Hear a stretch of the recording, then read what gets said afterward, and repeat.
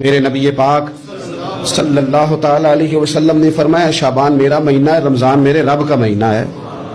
اتنی برکتوں والا مہینہ، اتنی شانوں والا مہینہ ماہ رمضان، آپ نے کچھ باتوں کا بڑا ہی خیال رکھنا۔